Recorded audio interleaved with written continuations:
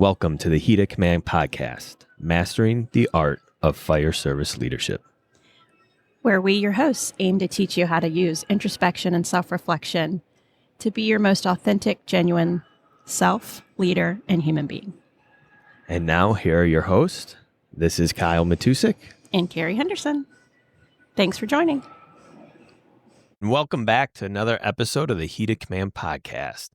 Today, we're going to talk about the weight of leadership, specifically looking at the responsibility that a lot of leaders have to carry and what that looks like and the challenges faced with that. You know, a lot of times we sit here and we talk about what leaders need to be and talk about leadership traits and values and authenticity, but not too often have we dug into this topic specifically in terms of the leader themselves, the burden that they carry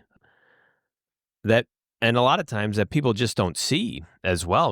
We can be going through life as a leader and we face struggles that we don't have people to go to. We face decisions that we have to make sometimes on a moment's notice. Sometimes we have time to think about it and doesn't involve the entire team. So there's a huge burden a lot of times, and being a leader and being in a leadership role can get very heavy at times, and I think there are a lot of people out in our world today that strive and crave these leadership roles and titles, but they do not understand the sacrifice that it demands.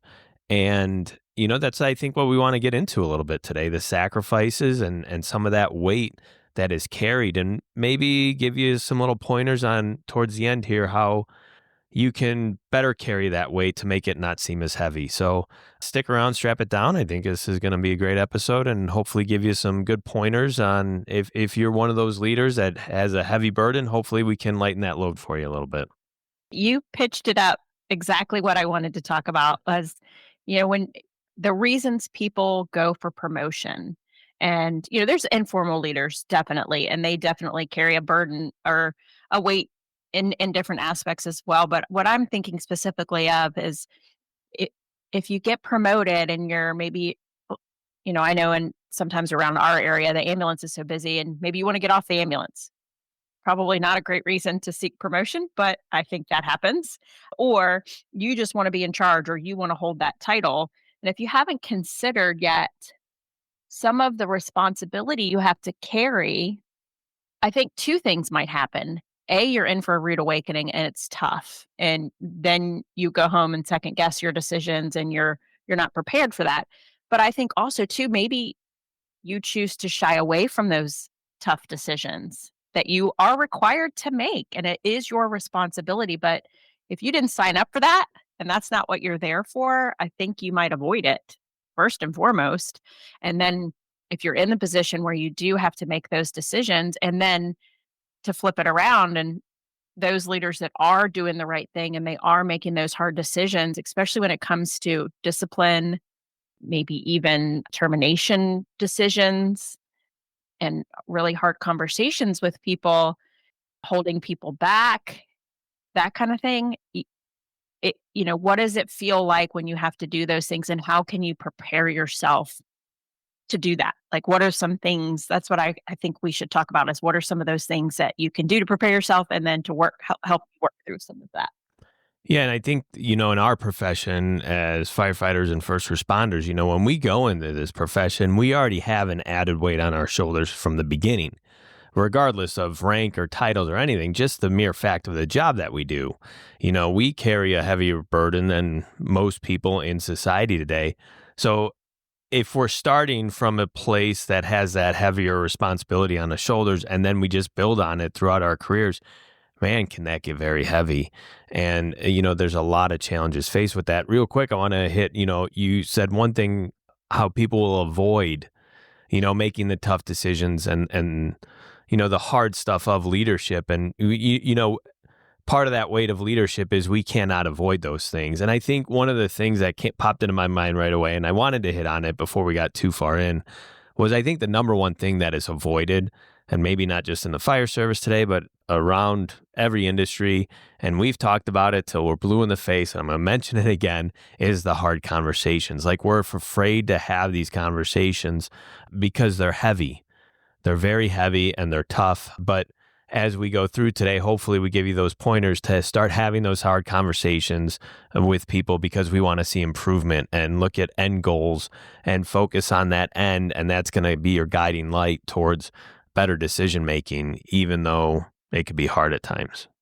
Yeah, I think I've seen people avoid conversations and then the I've heard the thought process of, well, who am I to say something to that person?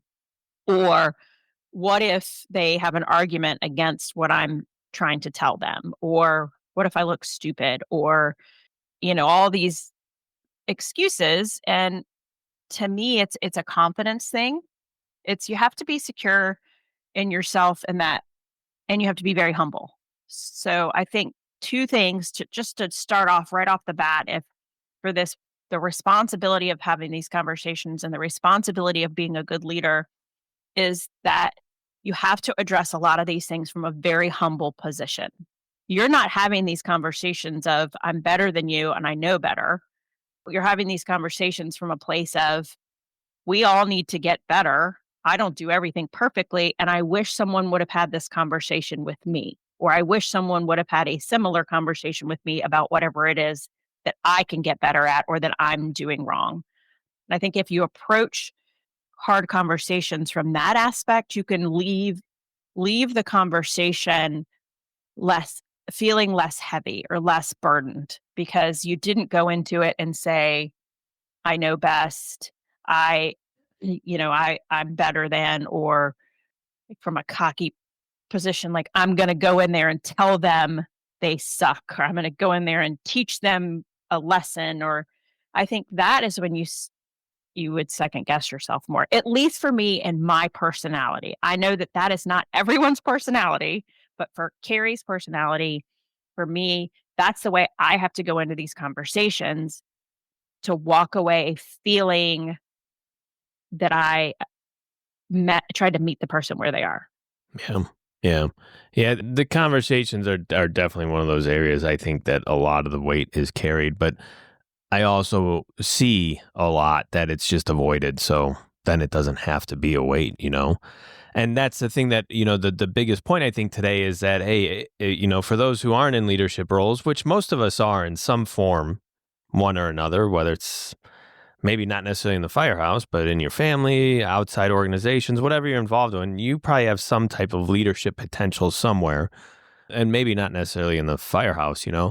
And I think a lot of it, does come down to there's this invisible load that leaders carry and that we, maybe as subordinates or followers don't always see. And then you yourself as a leader does not see. So, things we can look at like decision fatigue, whether it be on an extended incident or just making day to day decisions around the firehouse.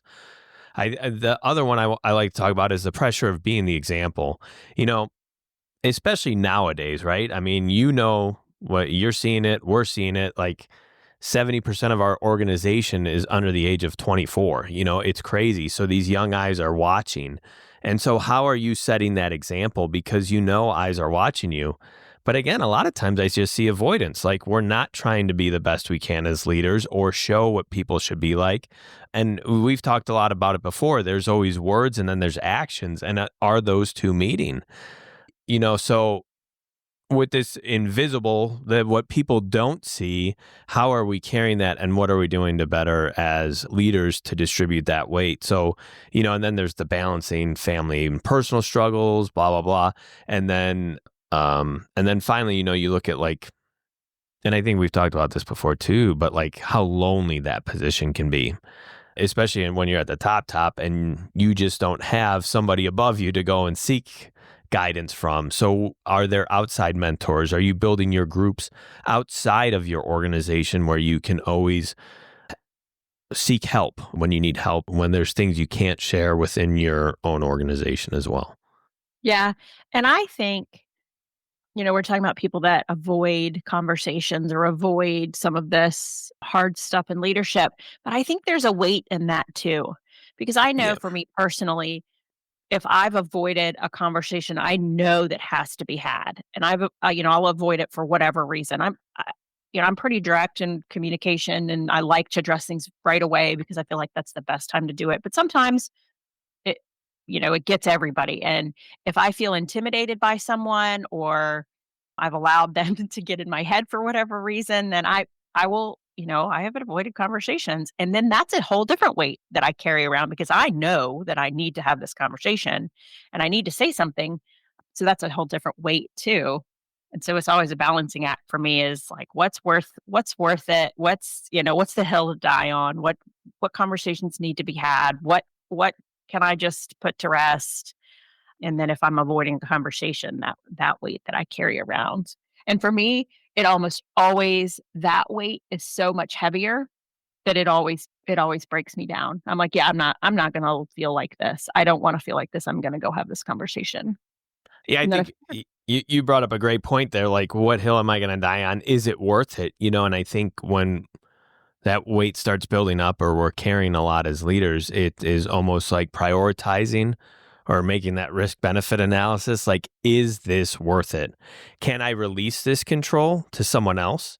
Can I just pawn this off to a subordinate and be like, hey, I need you to deal with this because maybe emotionally it's bothering me or whatever? Like, is that an option? Is there a way to release any kind of control over those things that maybe we're just not comfortable at or we're not good at? So, can we lessen that burden by releasing control? And in some instances, you can. In some instances, you can't. But then it just comes full circle to making sure you have that support system as well. And you also have that strong team around you where you understand your counterpart's strengths and weaknesses. So if it's a strength for somebody else within your inner circle of your organization, is it something that we just could pass off, be like, hey, can you deal with this because this is what I have? So and I think that's there's a challenge in that too, maybe especially in small organizations like mine, relinquishing control, and I see a lot of people that get burnt out in this job because they just try to put too much on their shoulders and they try to carry more and more and more. And they're afraid to relinquish control because that control to them is tied to identity, which is tied to power. And so instead of relinquishing control, they're just going to start carrying more and more weight, more and more weight. And as we see it over time, boom, burned out, and then we're nothing. So, man, this episode's like going full circle, man. There's so much to talk about. But Mhm. so when we look at the struggles of leadership, is there an option to relinquish control over some of that stuff? And do you have the ability to relinquish that control? Because that's where you need to start. Can I relinquish control? And if I can't, why can't I? And you need to identify that first. And then once you get past that, it's okay. How can I spread these responsibilities out so I don't have to carry all of it all of the time? Yeah, and you brought up earlier having a mentor or a sounding board outside of, your organization or from somewhere, and I am, and I use this term lightly, mentoring a woman who's a captain on a ladder truck in Lubbock, and shout out to Brandy, and she asked me to be her mentor, but that is not at all what is happening. We are just equally just chatting and running things by each other. And there's so much that I have benefited from with our relationship that I can tell her all these things that I can't really discuss in my own organization. And it's just so nice to have another perspective on a lot of that. So yes, I 100%. I had never really experienced that before this. And so people a lot of times would say, get a mentor, get a mentor. And I'm like, like, I don't know about all that. But yeah, 100%. Yep. Yeah, it's like, what do you do? Do I put something out in the classified ads for a mentor? Right. you know, in my military career, I had one for a very short time, and it's just amazing the capabilities, what you can reach when you got somebody in your corner that is like clearing a path for you. And when you make a mistake, they pick you back up. Coming in the fire service and that side of thing, a little bit different. I remember I asked a guy to be my mentor, and he pretty much laughed in my face, and I was like, "What? Like that should be a compliment, right?" Yeah. So just very interesting dynamics, but there's so much benefit to it, and it's just trust and growth and what each, because you both win out of a scenario like that. The mentor grows and you grow, So and then it's just that progress, because then eventually you'll be the mentor and there'll be a junior person coming to you. And it continues this cycle of progress. And, that's what we're here for, right? Progressing organizations, progressing us as human beings and as leaders. But it takes work, and it takes a lot of heavy work at a lot of times. Yeah, and you brought up earlier decision fatigue, and man, have I experienced that, and it's a lot better now, but we've rotated positions around in our department a ton, and whether that's right or wrong, and this is a whole 'nother topic we need to add Yeah. this to a list of things, is, like, the conundrum in the fire service about constantly rotating people, like, right when you can never be a subject matter expert, right? You Hmm. figure it out, and then you're doing something different. Anyways, I digress. So I was health and safety. I was doing recruitment and retention, promotion processes, a lot of admin stuff. And, I'm doing all the injury and accident reports, all the mental health stuff. And I can just remember coming home and my husband being like, "Hey, you want to go do this tonight?" And I'm like, I can't even decide that. Like I cannot make another single decision. Like, I don't care what we do. You just plan it. I cannot plan. I cannot. And I was totally at that decision making fatigue. I had a lot of compassion fatigue as well, doing the behavioral health stuff for so long that I was so, I was burnout from it. And now we have rotated positions and I'm back doing training, which I've done training on and off for a long time. And I won't say it's easy because there's a lot of tough decisions and there's a lot of new stuff we're creating, which is fun. But it's like I'm back on my game because some of that burden is that weight has changed. And you talk about control, and that is my downfall, man. I like to have the control. And if it's something that I've created, or it's so hard for me to turn it over because I'm like, will they do it as good as I did it? Or will they drop the ball and it not continue? And so I was like, nah, I'm just not giving it up. And then I end up in the position I was in. Yeah, I don't know what it is about our profession. That control thing, I think, is a big issue. And I'm not saying that, as leaders, we need to relinquish all control over everything, but like, we're not going to be around forever, you know? And we have to build, we have to look at situations where we don't want to give up control. Let's just say training, something in training, you write a drill, and we just have, I can't let anybody else run this or get this because they're not in my brain. They don't see how I have it played out.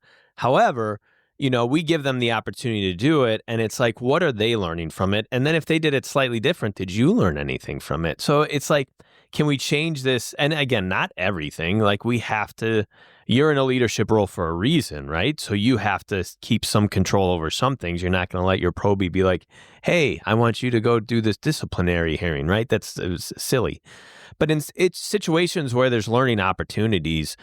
How can we better utilize those opportunities for growth and progress? And we look at when we correlate that to the weight of leadership, it's an opportunity for somebody to learn and grow. It relinquishes some of the weight off my shoulders. It might not go exactly how I wanted it to go, but did everybody learn something and grow from it? And then it's also a one-on-one counseling session with whoever ran it, was, explain, this was my vision for it. What you did wasn't right or wrong. I like what you did, or I didn't like what you did. Next time, if you do it tomorrow, try doing this. There's just like a lot of opportunity there for growth, but it's that swallowing of like, and that took a long time, like, for me to understand. Like, you'd look at something like forcing the door, and man, I remember my first few years, every time go out there and train with someone new, everybody would be telling you a different way to force the door. Do this, do that. And then, like, you get tested on it and you can't even remember which way to do it because you were just taught 20 different ways, right?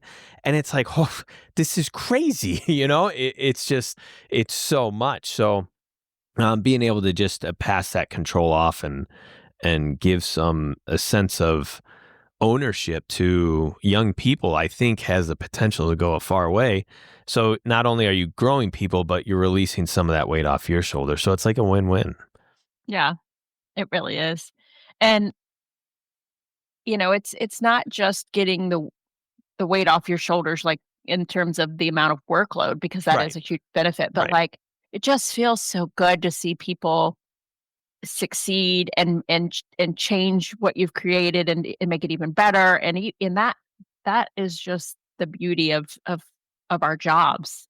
I love when that happens. I love when I can let go some and watch people succeed and then because my husband says this all the time that the wheels are going to keep turning when we're Oh, gone. yeah. Yeah. They are, and the second we're gone, the trucks keep rolling, Mhm.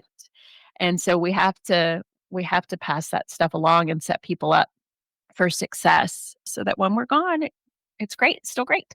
Yeah, I one of the biggest things that I always think, and I don't think I have a lot of support in this, but the people that come after me should be doing the job better than me. By the time they have, I got 15 years on. By the time they're 15-year people, they should be better than I am right now.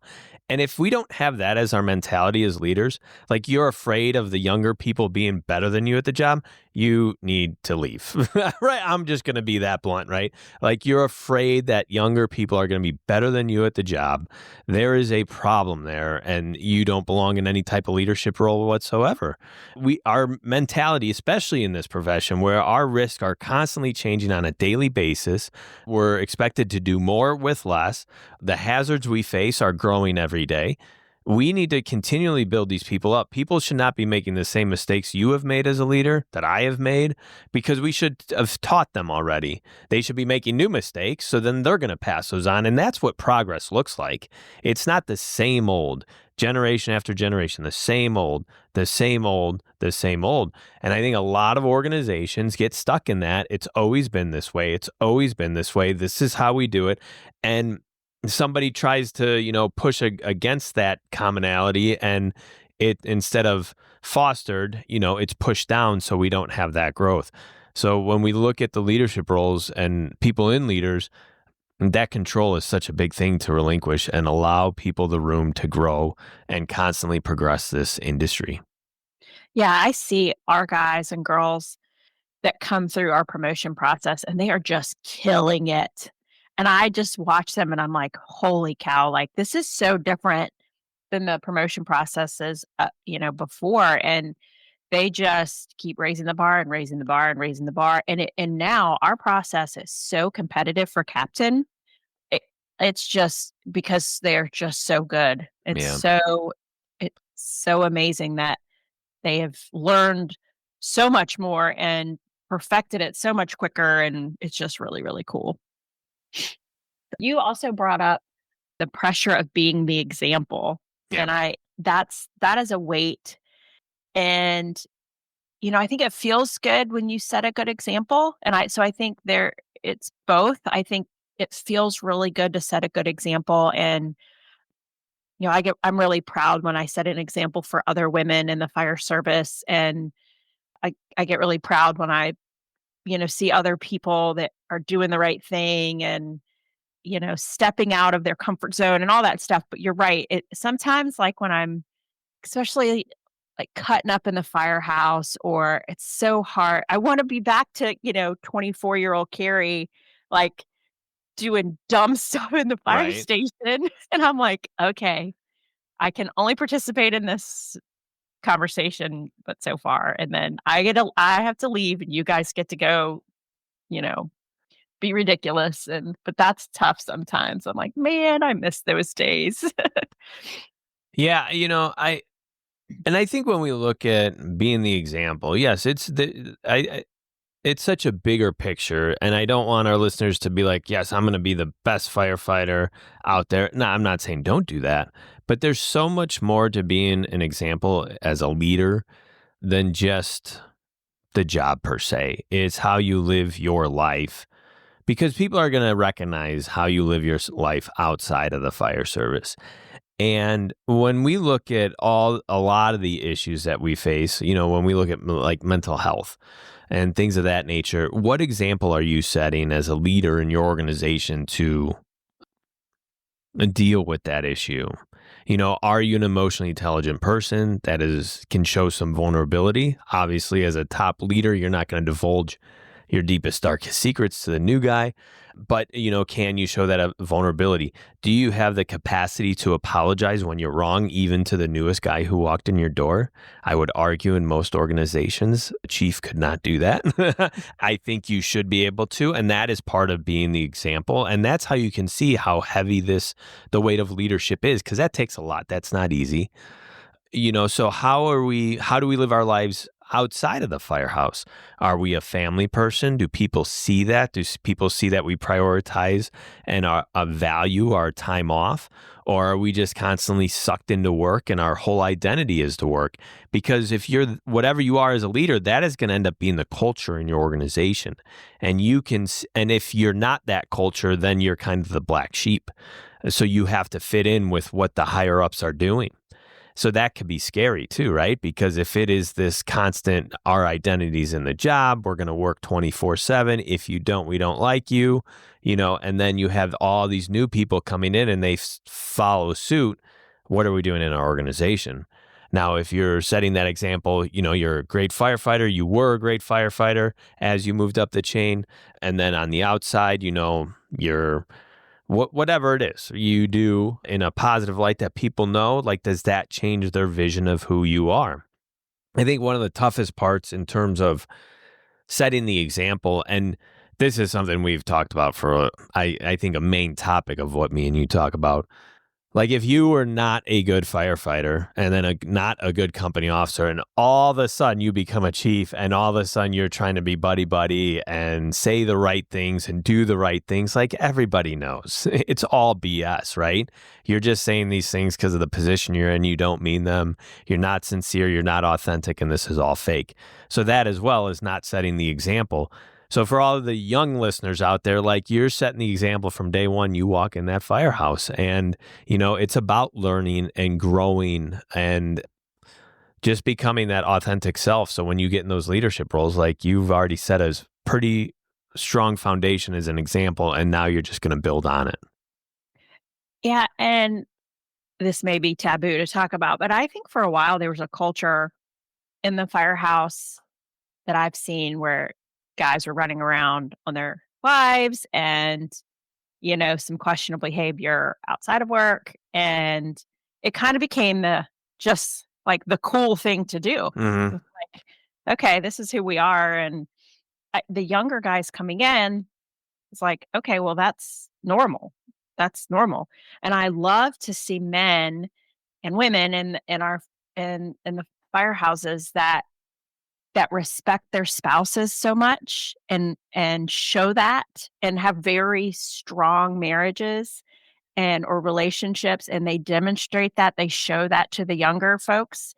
And it's like, these young people coming in aren't just looking at you as, a good company officer. They're looking at you as a grown human being making life decisions. And if you're setting that example, like, I want a marriage like that, Mm-hmm. right? I want a marriage like such and such, or I want to make decisions and make my life like this person, because that's what's going to happen, whether you're doing the right thing or the wrong thing. Right. Or what. And so there's a lot of pressure there. You just have to decide, like, okay, they're going to follow me and make the decisions I'm making because they think I'm whatever. Okay, what example do I want that to be? Yeah. I think that's a uniqueness in our profession as well, because I don't know if you would see it to the extent that you see it in the firehouse in, like, the corporate world or in an office setting, right? Where you can get away with some of those bad behaviors that people aren't going to realize.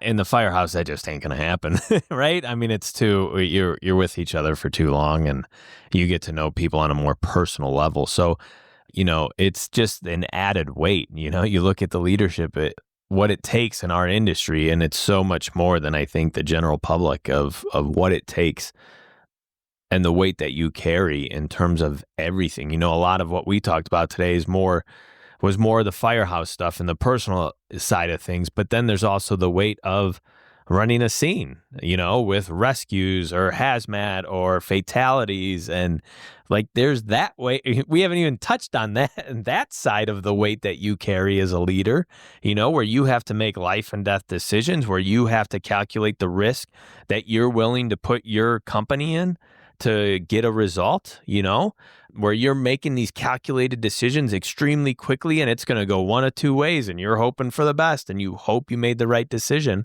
That's all. We talked before we started recording. That's a whole nother episode when we look at critical thinking, but that's a huge weight, So there's just so much to that leadership role that, we just don't talk about a whole lot. Yeah, I mean that is the type of weight that can lead to mental health stuff. That's the type of weight that can make people want to leave the job, the stress. But it also, we've thrown around the word a lot lately for rebranding, like forge. That's kind of what forges people too, right? It Yeah. makes you strong when you're capable of making those split-second decisions. And then even when things don't turn out exactly the way you want, how you evaluate that and get better from it and move forward.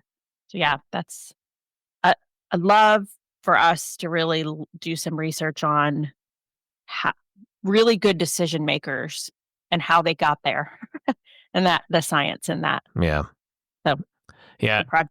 Yeah, that'll be a fun one. But we've talked a little bit throughout this, actionable items of lightening that weight of leadership, and we talked about mentorship and building that strong support system.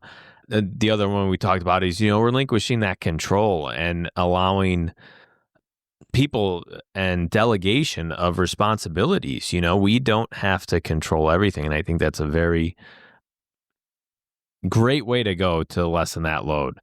And then I think, maybe we could hit on a little bit more developing future leaders and how that can reduce the weight of what it is that we're doing in terms of a leader. If our focus is to develop future leaders and investing in them, does that lighten our load as a leader? Yeah. I mean, 100%. Yeah.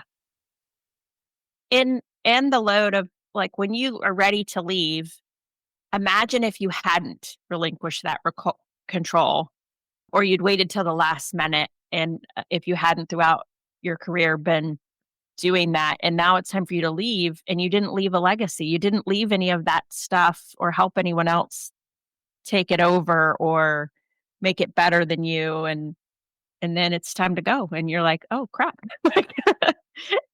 Do I hang on or cuz I'm going when I can go. Yep. Yeah, and it's important to pass that down, and so ensuring that you have a good professional development program, that there are things in place where we're teaching future leaders because we have to do that. And that's the only way this industry stays progressive in terms of the risks and the things that we face. And Yeah, then, and go ahead. sorry. Well, and I'm thinking too, like as I get older, I'm constantly trying to stay relevant, right?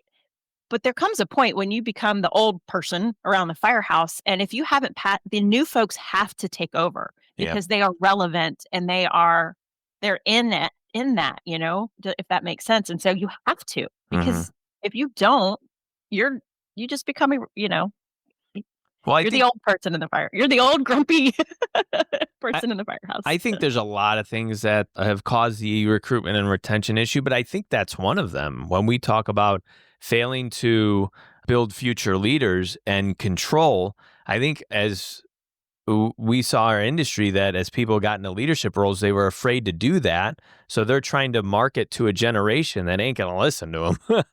And I think we see that, right? And now you see some organizations by me who they're putting younger people in charge of recruitment and retention, or what can we do, or using them as the idea people. And like, there's some cool videos out there, which people are watching on the TikTok and the Facebook and all. Did you right? say the TikTok? I did. Right? They're watching on all that stuff and their numbers are going up. But they got younger people involved because they're relevant to today's world versus us who are getting older in our industries, we start becoming less and less relevant with what the hot topics are and what is going to drive people into our organization. So utilize that instead of trying to maintain some control that it's a fallacy because you don't have the control. It's perceived, but it's not there and you're losing. So I think that falls into the whole recruitment and retention issue. And I think it's a great way to illustrate that point. Yeah, absolutely. It's like I'm trying to stay relevant with my middle schooler, so I watch Mr. Lindsay on the TikTok, as you say, and he's a middle school math teacher, and he says things my middle schooler said today, and he tells you all the lingo, and so I try to my almost 13-year-old, I'm like, I'll say something, he's like, "Just stop, mom, just And then stop." he So rolls his eyes at you, doesn't oh, he? and he's like, "Please stop." He said, "All my friends laugh at you." I'm like, "That's okay." That's fine. I laugh at them too. Mhm. Yes. Yeah. The one last thing I want to talk about before we wrap this up in terms of actionable items is develop a resilient mindset. And we touched on this throughout in terms of reframing the challenges as opportunities for growth. I think we hit that one pretty good. But there's two other things. Number one is accept that pressure is part of leadership, right? I think that's a simple thing to know as you move up. There's going to be more pressure on your shoulders. And I think a lot of times we just kind of overlook it. And I think you kind of opened with it where people want to get promoted because they want to get off the ambulance. They want this, they want that, they want control. All these things instead of understanding like, hey, this is going to be tougher. You are going to carry more burden. You're going to have to make more decisions. You're going to have to do this. The pressure is going to be real. So we need to learn to embrace that and not resist it and understand that it's coming. And then the final thing too is practice gratitude, right? We shift our focus a little bit from the burdens that we carry and look at those as opportunities and be grateful for some of those things that even though they're challenging, we know that they're going to strengthen us, like you said.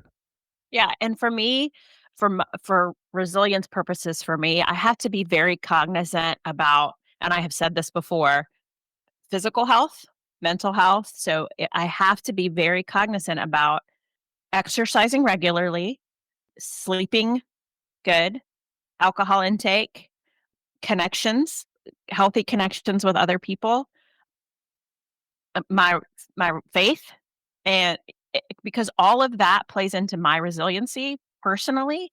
And so I know that if things are weighing on me and I'm not doing those other things, I'm a disaster. Yeah.